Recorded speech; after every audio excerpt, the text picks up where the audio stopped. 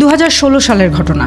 ইতালিতে একটি পার্কে 9 বছরের একটি ছেলে মন খারাপ করে বসে আছে। প্রতিদিনের মতো সেদিনও স্থানীয় মানুষজন সন্ধ্যায় হাঁটার জন্য পার্কে আসে।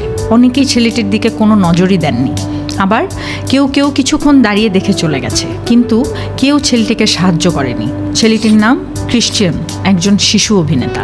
একটি সংস্থার সামাজিক পরীক্ষা চালাতে তাকে ব্যবহার করা হয়। কিছু সময় পর রিসার্চের টিম পুরো পার্ক জুড়ে 50টি নিখোঁজ শিশুর পোস্টার লাগায়, যেখানে ক্রিশ্চিয়ানের ছবি, বয়স, চুলের রং, উচ্চতা ও অভিভাবকের যোগাযোগ নম্বর দেওয়া হয়। পোস্টারের শেষ লাইনে লেখা হয়, ছেলেটি বিপদে থাকতে পারে। তাতে করে মানুষের সতর্কতা বাড়ানোই ছিল উদ্দেশ্য, কিন্তু ফলাফল ছিল হতাশাজনক। অনেকেই পোস্টারটি দেখেইনি, কিন্তু কিছু মহিলা পোস্টারটি দেখেছেন বটে, কিন্তু সামনে বসে থাকা ছেলেটিকে খেয়াল করেননি। একজন মহিলা তার স্বামীর সঙ্গে কিছু সময় পোস্টারটি খুঁটিয়ে দেখেন। তারপর যখন সামনে এগিয়ে যান, তখন ছেলেটিকে দেখে চিনতেও পারেন। বলেন, এটাই তো সেই ছেলে, নিখোঁজ ছেলে। তবু তিনি কিছুই করেননি, সাহায্য না করেই চলে যান। এভাবেই পার্কে থাকা শতাধিক মানুষের মাঝখানে ক্রিশ্চিয়ান একেবারে অসহায় হয়ে পড়ে। আর এই পরীক্ষার মাধ্যমেই প্রমাণিত হয় আমরা আজ হিউম্যান ইনঅ্যাটেনশনাল ব্লাইন্ডনেসের শিকার।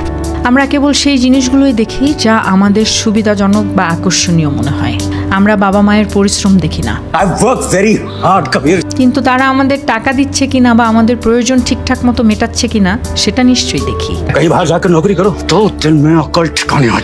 বন্ধুর চাকরির পেছনে সংগ্রাম দেখি না, শুধু তার বেতনের অঙ্কটা দেখি। সম্পর্কের মধ্যেও নিজের ভুল দেখি না কখনো, কেবল অপরজনের রুট ব্যবহারটাই চোখে পড়ে। এজন্যই পৃথিবীর সবচেয়ে বড় অন্ধ লেখক বলেছেন, সবচেয়ে বড় অন্ধ সে নয় যার চোখে আলো নেই, বরং সবচেয়ে বড় অন্ধ সেই যে দেখেও না দেখার ভান করে। আর এই সমাজের প্রতিটা মানুষ ধীরে ধীরে দেখেও না দেখার ভানের এই রোগে আক্রান্ত। আপনি অস্বীকার করতে পারবেন না।